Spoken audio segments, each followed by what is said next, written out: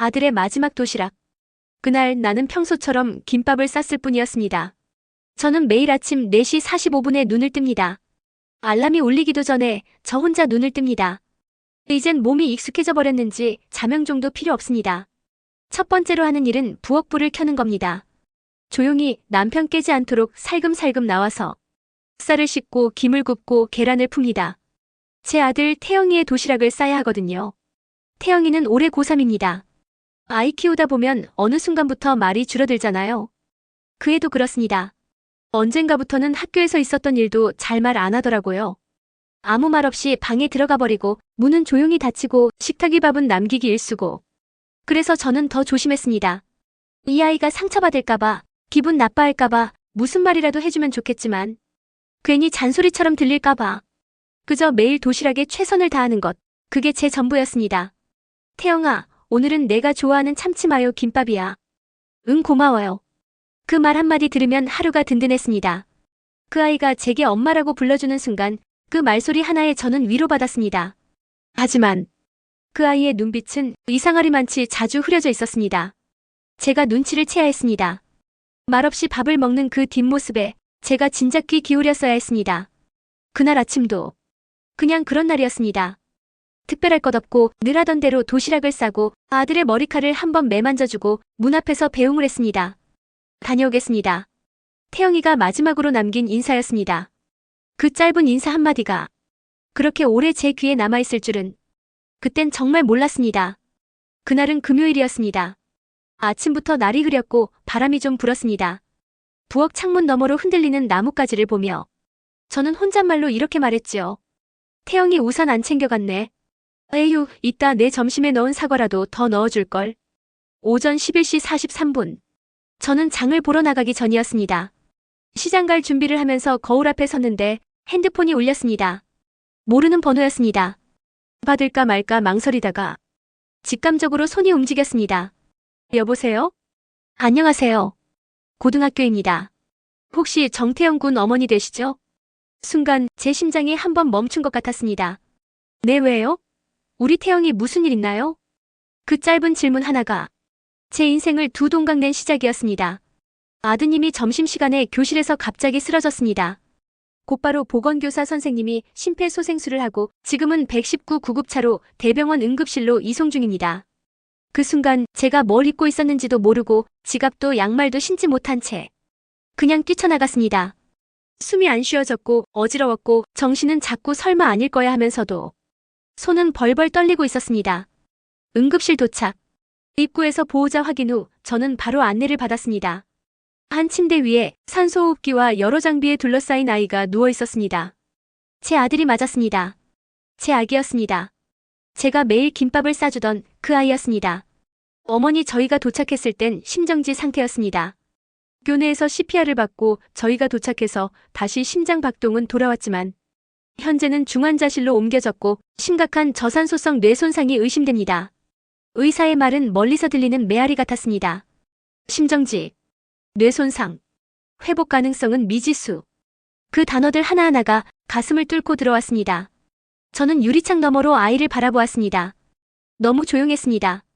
피곤해서 잠든 것처럼 보였습니다. 하지만 그 애는 한 번도 저를 향해 고개를 돌려보지 않았습니다. 그 애는 단 한 번도 눈을 뜨지 않았습니다. 태영아, 엄마 왔어. 괜찮아, 이제 일어나. 도시락, 오늘도 내가 좋아하는 김밥이었는데. 그거 먹고 일어나야지, 엄마 왔잖아. 아무 대답이 없었습니다. 바로 그날 점심, 태영이가 먹지 못한 도시락이 병원 직원분 손에 들려 제게 돌아왔습니다. 김밥은 하나도 먹지 않은 상태였고 사과는 아직 싱싱했습니다. 그리고 그 도시락 가방 안에서 조그마한 종이 한 장이 나왔습니다. 엄마에게 라고 적혀있는 그 종이 하나가 제 눈앞에서 천천히 지옥의 문을 열고 있었습니다. 작은 도시락 가방 안에서 그 아이가 손수 접어넣은 종이 한 장이 나왔습니다. 하얀 종이에 파란 볼펜 글씨. 글씨체는 삐뚤했지만 그 속엔 세상에서 가장 단단한 마음이 담겨 있었습니다. 엄마에게. 저는 떨리는 손으로 편지를 펼쳤습니다. 처음에는 눈물이 앞을 가려서 글자가 보이질 않았습니다. 숨을 들이마시고 천천히 다시 읽었습니다. 엄마, 너무 미안해요. 나 힘들었어요. 사실은 많이 힘들었어요. 공부도 사람들과의 관계도 나 자신도 점점 싫어졌고 엄마가 김밥 싸줄 때마다 그 따뜻한 정성에 죄책감이 더 커졌어요. 엄마는 나를 믿고 응원해줬는데 나는 그 기대에 응답할 수 없었어요. 그래서 더 숨고 싶었고 결국 미안한 선택을 하게 되었어요. 그래도 마지막까지 엄마가 싸준 도시락을 보면서 나 많이 울었어요. 너무 고마워서. 엄마는 정말 좋은 엄마였어요. 나 엄마 덕분에 여기까지 버텼어요. 진심이에요. 이제는 좀 쉬고 싶어요. 엄마 정말 사랑해요. 아들 태영이가 편지를 다 읽고도 저는 아무 말도 할 수 없었습니다. 그 자리에서 무너졌습니다. 어떤 의자도 벽도 저를 붙들 수 없었습니다. 얘야 왜 그랬니? 엄마가 진작 물어봤어야 했는데 왜 그냥 웃기만 했을까? 김밥 말고 사과 말고 한마디 따뜻한 말이라도 왜 못해줬을까? 손톱만 한 글씨로 빼곡히 써내려간 편지를 보며 저는 그 아이가 얼마나 깊은 외로움 속에 있었는지를 처음 알았습니다. 제가 매일 싸줬던 도시락, 거기엔 마음이 없었던 건 아닙니다. 정성이 담겨 있었고 사랑이 담겨 있었지요. 하지만 그 아이에겐 그보다 더 절실한 게 있었던 겁니다.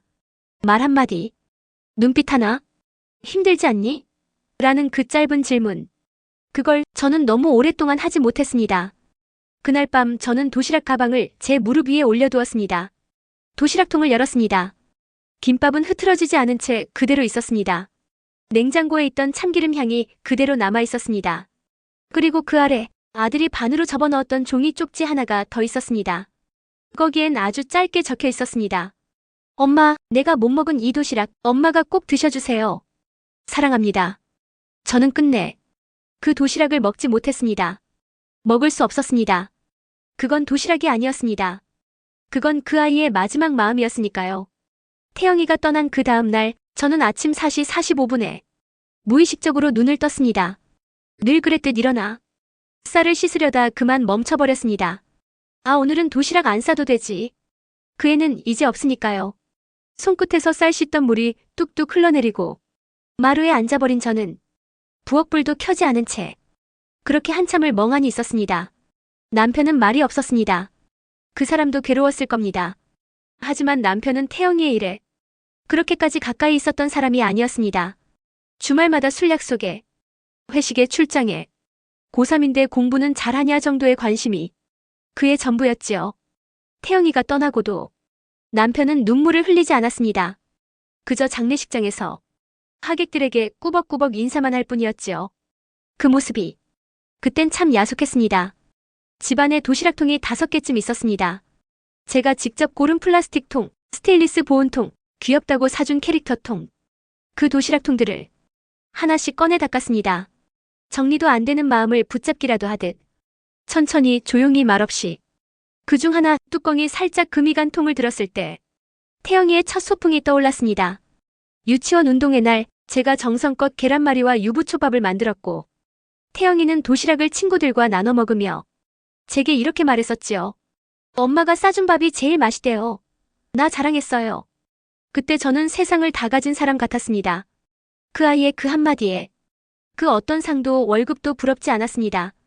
그 아이는 늘 제 도시락을 먹으며 웃었고 초등학교 때까지만 해도 매일 저에게 엄마 최고 라며 손을 번쩍 들어 올렸습니다.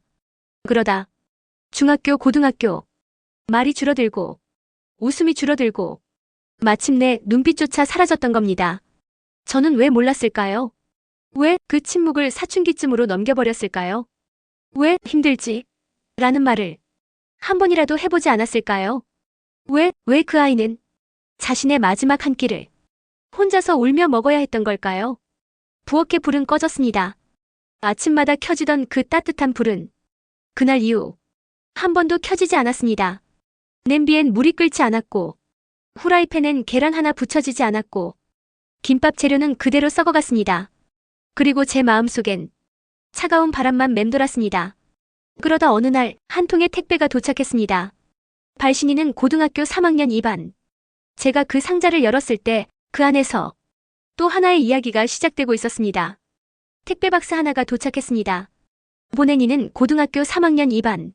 처음엔 잘못 온 건가 싶어 문 앞에 두고 한참을 쳐다만 봤습니다. 하지만 제 이름, 제 주소, 분명히 저를 향해 온 상자였습니다. 저는 조심스레 칼로 테이프를 자르고 박스를 열었습니다. 그 순간 그 안에서 종이 하나가 먼저 눈에 띄었습니다. 태영이 어머님께. 안녕하세요. 저희는 태영이와 같은 반이었던 친구들입니다. 너무 늦게 찾아뵙게 되어 죄송합니다. 사실 저희도 충격이 너무 커서 몇 날 며칠을 울며 서로 붙들고 있었어요. 태영이는 말수가 적고 조용했지만 사실 누구보다 따뜻한 친구였어요. 저희 반 친구들 중 몇 명이 힘들어할 때 몰래 편지를 써서 건넸고 시험 기간엔 본인 문제집을 찢어서 복사해 나눠주기도 했고 누군가 왕따를 당하면 조용히 옆에 앉아주던 그런 묵직한 사람이었어요. 어머님께선 모르셨을지 모르지만 태영이는 우리 반의 그림자 히어로였습니다. 너무 보고 싶고 너무 미안합니다. 그리고 어머님, 이건 저희가 태영이를 생각하며 한자 한자 적은 편지들과 친구들이 함께 만든 작은 앨범입니다. 부디 아드님이 남긴 따뜻함이 어머님께도 닿기를 바랍니다. 우리 모두 태영이를 평생 잊지 않겠습니다. 3학년 2반 친구 일동. 저는 그 상자 안에서 아이들이 정성껏 만든 앨범을 꺼냈습니다. 검은색 종이 위에 반 친구들이 손글씨로 써내려간 짧은 메시지들, 함께 찍은 수학여행 사진, 졸업을 준비하며 웃고 떠들던 교실 풍경들이 고스란히 담겨 있었습니다. 그리고 제가 한 번도 보지 못했던 그 아이의 다른 얼굴이 거기에 있었습니다.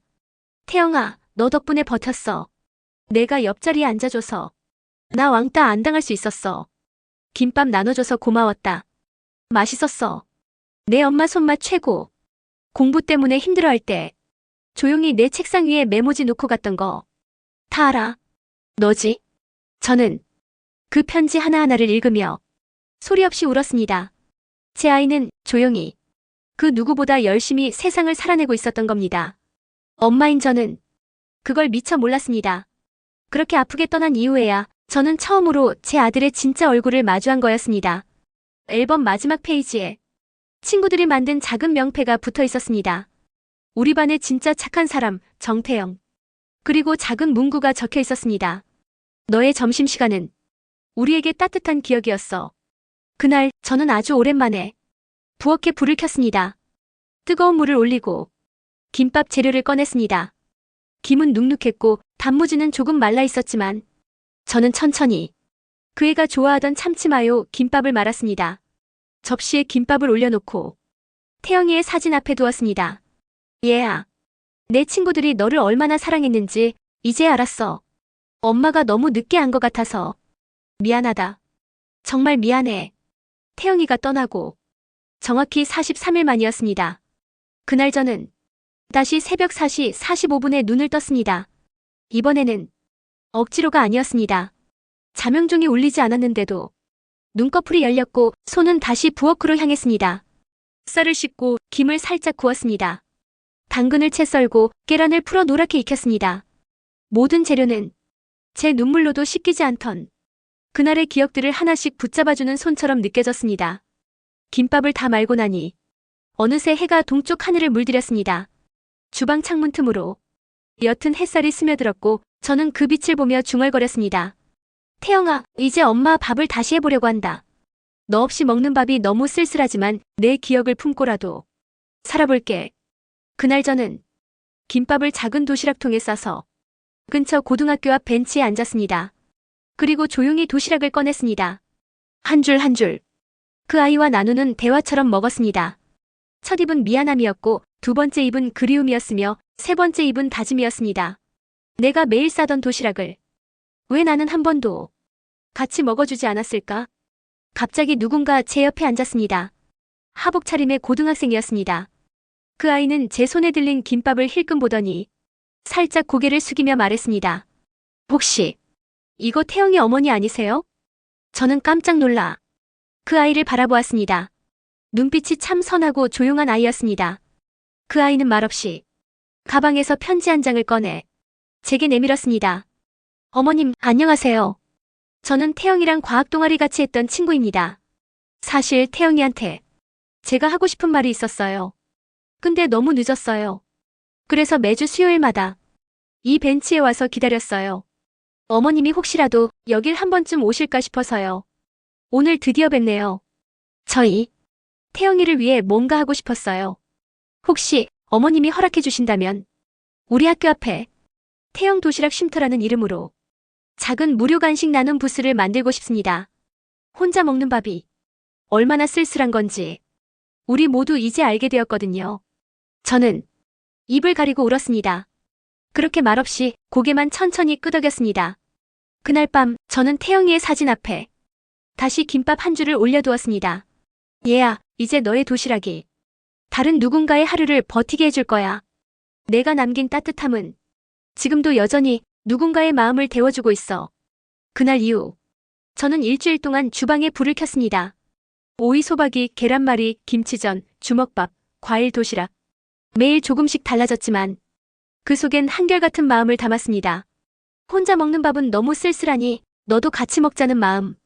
그 아이들 태영이의 반 친구들, 동아리 선후배들, 그리고 나중엔 전혀 모르는 이유까지 모두 자발적으로 도와주기 시작했습니다. 고등학교 앞 작은 가판대만 한 접이씩 테이블 하나 놓고 우리는 매주 수요일 아침 태영 도시락 쉼터를 열었습니다. 첫날 아침 저는 손끝이 다 떨렸습니다. 뜨거운 주먹밥을 하나하나 종이 포장지에 싸며 이 도시락을 받는 아이들이 혹여 마음이 다치진 않을까, 괜히 슬픈 기분이 들진 않을까 걱정스러웠습니다. 하지만 첫 번째 손님은 정말 조용하고 천천히 왔습니다. 교복을 입은 여학생 한 명이 가만히 서서 저를 바라보았습니다. 그리고는 작은 목소리로 말했습니다. 저 사실 오늘 아침 안 먹고 나왔어요. 근데 이거 받아도 돼요? 그 말에 저는 두 손으로 주먹밥을 건넸습니다. 물론이지요. 너무 늦진 않았지? 김밥은 약간 식었지만 그래도 따뜻한 마음은 그대로일 거야. 그 아이는 눈물이 고인 눈으로 살짝 고개를 숙이며 도시락을 받아들었습니다. 그리고는 혼잣말처럼 중얼이더군요. 저 태영이랑 같은 반이었어요. 말은 별로 안 해봤는데 늘 제 옆에서 자리 맡아줬어요. 그래서 항상 고맙다고 말하고 싶었어요. 그 순간 제 가슴이 무너졌습니다. 아내 아들. 그렇게 조용히 누군가의 하루를 따뜻하게 해주는 아이였구나. 그날 이후 태영 도시락 쉼터는 작지만 고요한 울림을 퍼뜨리기 시작했습니다. 혼자 밥 먹던 아이들이 둘씩, 셋씩 함께 모여 서로의 이름을 부르기 시작했고 식사 중 눈을 마주치지 않던 친구들이 김밥 하나 사이로 웃음을 터뜨렸습니다.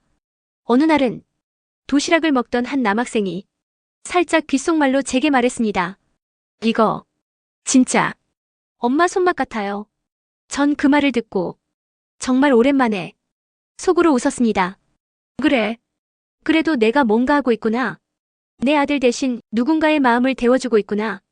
태영 도시락 쉼터는 그 아이의 이름을 기억하게 만들었고 그 도시락을 먹은 아이들은 다른 누군가에게 작은 친절 하나를 더 베풀기 시작했습니다. 그 아이가 남기고 간 단 하나의 도시락은 결국 수십 명의 아침을 바꾸고 있었던 겁니다. 그날 밤 저는 태영이 사진 앞에 앉아 도시락 하나를 놓고 말했습니다. 얘야, 내가 안겨준 이 마음들. 엄마가 매주 꺼내고 있어. 그게 사람들을 살게 해. 그리고 엄마도. 도시락 쉼터가 자리를 잡기 시작하던 어느 날 낯선 봉투 하나가 제 손에 들어왔습니다. 흰색 우편 봉투, 겉면에는 시동 3학년 학부모회라는 도장이 찍혀 있었습니다. 처음엔 단순한 응원 메시지이겠거니 했습니다. 하지만 그 안에 담긴 건 제 가슴을 또다시 깊이 찌르는 또 다른 아픔의 고백이었습니다. 태영 어머님께. 저는 편지를 들고 식탁에 앉았습니다. 손끝이 차가워졌고 심장이 자꾸 빨리 뛰었습니다. 그리고 조용히 그 편지를 읽기 시작했습니다. 안녕하세요, 태영 어머님. 이렇게 편지로 인사드리게 되어 죄송합니다. 저는 태영이와 같은 반이었던 애 엄마입니다. 제 아들은 지금 현재 정신과 치료를 받고 있습니다. 너무 늦게 말씀드려 죄송합니다. 사실 태영이의 부고를 듣고 아이가 밤새도록 울었습니다. 그 아이가 떠나고서야 우리 아이가 무슨 짓을 했는지를 저는 알게 되었습니다. 제 아들은 태영이를 괴롭혔던 아이 중 하나였습니다. 아무도 말하지 않았습니다. 선생님도 친구들도 조용히 멀리서 말로 눈빛으로 때로는 책상을 치우고 소리 없는 외면을 반복하며 아이들 사이에서 태영이는 조금씩 사라지고 있었던 겁니다. 그 사실을 제 아들은 나중에서야 스스로 자백했습니다. 태영이가 떠난 후 반 아이들끼리 단체 채팅방이 만들어졌고 그 속에서 누가 무엇을 했는지를 서로 자백하는 일들이 이어졌습니다. 그리고 모두가 알게 되었을 때 제 아들은 밥도 먹지 않고 울며 쓰러졌습니다. 엄마, 내가 그 애를 죽인 것 같아. 저는 말문이 막혔습니다. 어머님, 어쩌면 이 편지가 더 큰 상처가 될 수도 있다는 걸 압니다. 하지만 이 아픔을 그냥 묻어두는 것이 정말 더 옳은 일일까요? 죄송합니다. 너무너무 죄송합니다. 그리고 만약 가능하시다면 언젠가 제 아이에게도 따뜻한 용서 한 조각을 나눠주실 수 있겠습니까? 정말 죄송합니다. 죄인의 마음으로 왜 엄마드림. 편지를 덮고도 한참을 움직일 수가 없었습니다. 가슴이 무너졌습니다. 하지만 이것이 진실이라면, 그 또한 누군가의 아픔이라면, 그날 밤 저는 태영이 사진 앞에 촛불을 켰습니다. 그리고 속삭였습니다. 얘야, 너를 괴롭힌 그 아이가 지금은 너를 그리워하며 무너지고 있대. 너무 잔인하지 않니? 엄마는 이게 참 어렵다. 용서라는 게 죽은 너한테도 남은 우리에게도 말이야. 며칠 뒤 저는 작은 편지 하나를 써서 다시 그 어머니께 보냈습니다. 안녕하세요, 어머님. 편지 잘 받았습니다. 울면서 읽었습니다. 저는 아직 모든 걸 용서했다고 말할 수는 없습니다. 하지만 제가 아들의 도시락을 다시 싸기 시작한 건 누군가의 하루를 살리기 위함이었습니다. 그게 그 아이여도 저는 도시락 하나쯤은 내어드릴 수 있을 것 같습니다. 부디 아이를 탓하지 말아주세요. 아이들은 때로 잔인하지만 때로 기적처럼 바뀌기도 하니까요. 태영의 엄마 드림. 그날 밤 창밖에 바람이 불고 햇볕은 참 따뜻했습니다. 태영이는 없었지만 그 아이가 남긴 따뜻함은 또 한 아이를 감싸고 있었습니다.